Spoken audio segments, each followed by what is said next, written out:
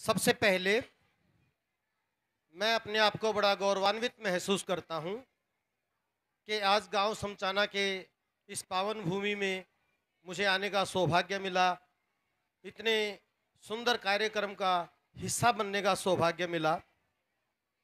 मैं सर्वप्रथम जिनकी याद में आज का ये कार्यक्रम किया जा रहा है, हमारे स्वतंत्रता सेनानी जिनकी बदौलत हम आज का ये दिन देख पा रहे हैं, सरदार भगत सिंह, राजगुरु जी, सुखदेव, उनके चरणों में अपने श्रद्धा सुमन अर्पित करता हूं। और मैं आज जो ये कार्यक्रम है, जिस मंच की स्थापना की, अपने इसी गांव के चौधरी सुखबीर सिंह जी, उनके भी चरणों में श्रद्धा सुमन अर्पित करता हूं, जिन्होंने गांव के लिए जो अपना योगदान दिया, युवाओं को एक मंच दिया, जिस मंच के द्वारा आज ये कार्यक्रम किया जा रहा है। और मैं हार्दिक बधाई देता हूं अपने चौधरी रणबीर सिंह जी को, जिन्होंने युवा शक्ति का नेतृत्व करते हुए आज का ये सफल कार्यक्रम जिसका आज ये संचालन हो रहा है, मैं बधाई देता हूं इन सभी विद्यार्थियों को। मैं प्रणाम करता हूं अपने गांव के सभी बुजुर्गों, माताओं के श्री चरणों में, जिनके मार्गदर्शन में गांव के जो ये विद्यार्थी हैं, बच्चे हैं, इतना अच्छा कर पा रहे हैं। जैसा कि अभी संकेत जी ने कहा कि विद्यार्थियों के लिए कुछ मैं कहूं, तो सबसे पहले मेरा आप सभी से निवेदन है कि जो ये पंडाल में शोर है, आप कृपया कुछ समय के लिए अपनी वाणी को विराम दें, तो मैं अपने कुछ अनुभव इन बच्चों के साथ साझा कर पाऊं। आप सभी से प्रार्थना है कि आप एक बार कृपया थोड़ा शांति बनाएं। आज हम याद कर रहे हैं भगत सिंह जी को, राजगुरु सुखदेव को। क्यों याद कर रहे हैं? कि उन्होंने अपने लिए नहीं सोचा, उन्होंने देश के लिए सोचा। लेकिन जब आज हम देखते हैं तो देश की एक तस्वीर वो समझ नहीं आती, देश है क्या, वो कहाँ है, किस रूप में है, हम किससे प्रेम करें, क्यों करें, हमें नजर नहीं आता। जब हम देखते हैं हमारे जीवन का उद्देश्य, और अगर उद्देश्य है तो उसे हम प्राप्त कैसे करें। मुझे बड़ा ताजुब भी होता है कई बार कि जब हम देख पाते हैं कि घर में बच्चे अपने पिता को सम्मान नहीं देते, अपने भाई के प्रति वो स्नेह नहीं रख पाते, वो अपने पड़ोसी से अपना वो दोस्ताना भाईचारा जो व्यवहार होना चाहिए वो नहीं कर पाते, तो फिर जब वो अपने परिवार, सबसे पहले परिवार से जुड़ता है कोई भी इंसान, जब वो वहां वो स्नेह और वो प्रेम नहीं दे पाता, वो अपने गांव के प्रति उसमें वो लगाव नहीं है, तो देश तो बहुत बड़ी चीज है। तो देश के प्रति प्रेम हम महसूस करते भी हैं या नहीं?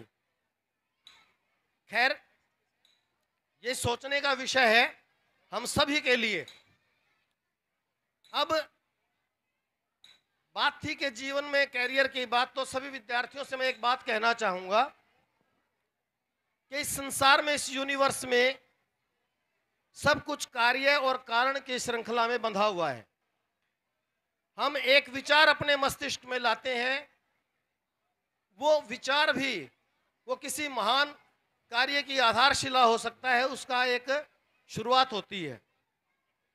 और जब वो विचार किसी कार्य में बदलता है और उसके जो परिणाम निकलते हैं, वो फिर आगे किसी नए कार्य के लिए आधारशिला बनता है। तो हम सब के लिए जरूरी है कि हम क्या सोच रहे हैं, हम जो कर रहे हैं उसके परिणाम किस रूप में निकलेंगे, और इसी प्रकार हमारा भूत, वर्तमान और भविष्य आपस में एक धागे में बंध जाता है। इसी में यह है कि हम पढ़ रहे हैं तो क्या पढ़ें, उसका चुनाव, कैसे पढ़ें, क्यों पढ़ रहे हैं।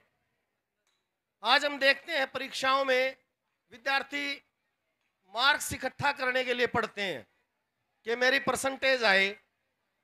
भाई डिग्री हासिल कर ली, उससे क्या हो गया। 95% लेके भी वो कहीं खोमचा लगा के बैठा है या बेरोजगार घूम रहा है, तो उस 95% का मतलब क्या है।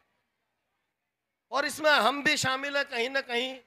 स्कूल वाला सोचता है कि भाई मेरे विद्यार्थी हरियाणा में टॉप कर जाएं, माँ बाप की भी यही रहती है भी मेरा बच्चा 100% से एक नंबर कम क्यों आए। लेकिन वो डिग्रियां फिर हमारा मुंह चिढ़ाती हैं, वो हमें रात और दिन खाती हैं नोच नोच के कि इतने नंबर लेकर भी बच्चा बेरोजगार है, उसको कुछ नहीं मिला। उसका कारण ये हमारे लक्ष्य में कभी रोजगार था ही नहीं, हमारी दृष्टि में कभी वो था ही नहीं कि मैं इस मुकाम पर पहुंचूंगा। ये था नंबर लेने हैं। और जब नंबर ओरिएंटेड आप लोग हो जाते हो प्यारे विद्यार्थियों, तो नंबर रट्टा मार के, नकल मार के, जैसे भी करके आप ले लोगे, काम नहीं आते। शिक्षा हमारे हाथ में एक बहुत बड़ा औजार भी है और हथियार भी है। उसको अगर हम इस्तेमाल करना हमने सीख लिया। शिक्षा इसलिए है कि हमें एक सोच मिल सके, हम सही निर्णय कर सकें, हम जीवन में सही निर्णय करके, सही विचार करके, सही मायनों में आगे बढ़ सकें और अपने उस शिक्षा का, ज्ञान का इस्तेमाल करके अपने जीवन को, अपनों के जीवन को पहले सुखी बनाएं, उसके बाद देश का भला तो खुद ही हो जाता है। अब ज्यादा समय नहीं लूंगा, स्कूल में आप विद्यार्थियों से सारी बातें होती रहती हैं, थोड़ा सा रंगारंग कार्यक्रम भी है। मैं लिखता हूं तो एक आज के इस माहौल में, माफ करना कि कार्यक्रम तो हमारे शहीदों को याद करने का है, लेकिन एक नई समस्याएं जो हमारे सामने आज हम देख रहे हैं। हम शहीदों को याद क्यों करते हैं, ताकि आज हमारे सिर पे जो जिम्मेदारी है अपने देश को संभालने की, उसको हम संभाल सकें। लेकिन आज जब हम युवा पीढ़ी को देख रहे हैं, हमारे घरों में हम बुजुर्गों को देखते हैं आमतौर पे, तो बड़ी तकलीफ होती है। तो इसी संबंध में कुछ दोहे हैं जो मैंने लिखे हैं, कृपया हौसला बढ़ाइए मेरा, अगर आपको अच्छे लगे तो। धर्म होत माँ बाप का, धर्म होत माँ बाप का, पुत्र धर्म न कोय, पंख झड़े माँ बाप के, पूत पास न कोय। कि आज सारे धर्म, सारी जिम्मेदारियां माँ बाप के तो जिम्मे हैं, लेकिन जब माँ बाप बूढ़े हो जाते हैं तो पुत्र पास नहीं होते। अश्रु पीपी, आज अमावस्या है, आज ही के संबंध में एक दोहा है कि हम श्राद्ध निकालते हैं, अपने पूर्वजों को याद करते हैं। अश्रु पीपी प्यास बुझे, देह बोझ बन जाए, जीते जी भोजन नहीं, मृतक भोज करवाए। कि माँ बाप जीते जी उनको वो सेवा नहीं मिल पाती, उनको देखभाल नहीं मिल पाती, तरसते रहते हैं। और वैसे लोग दिखावे के लिए हम इतने इतने बड़े बड़े भोज करवाते हैं। उनका अर्थ क्या है।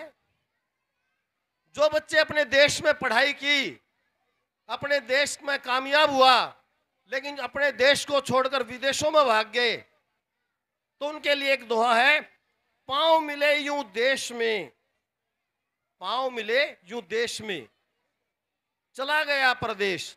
चलो कोई नहीं, चला गया, लेकिन पांव, आधार उसको अपने देश में मिला। लेकिन बात आगे ये है कि राह घर की भूल गया, वापस नहीं आया, लाज रही ना लेश। एक आजकल नई बीमारी चली है, हम बहुत सारे इनमें पीड़ित हैं, कि हर तीसरी शादी टूट रही है और हर चौथे पांचवें घर में कहीं प्रेम विवाह हम देख रहे हैं।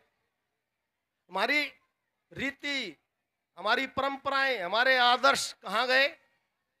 साइन कर विवाह किए, साइन से विच्छेद। आज एक साइन से विवाह होता है और साइन से अगले दिन टूट जाता है। साइन कर विवाह किए, साइन से विच्छेद, प्रीत रीत सब लघु हुई, बड़े हुए मतभेद। ना प्रेम रहा, ना रीत रही, मतभेद रह गए, जो इतने बड़े हो जाते हैं हर रिश्ते को ध्वस्त। और एक अभी सभी की जेब में मिल जाएगा, बूढ़े जवान सभी, के मोबाइल का साथ हुआ, मोबाइल का साथ हुआ, हुए बड़े मजबूर, आई दुनिया हाथ में एक दूजे से दूर। साथ तो रहे नहीं, सिर्फ मोबाइल रह गया, हम रह गए।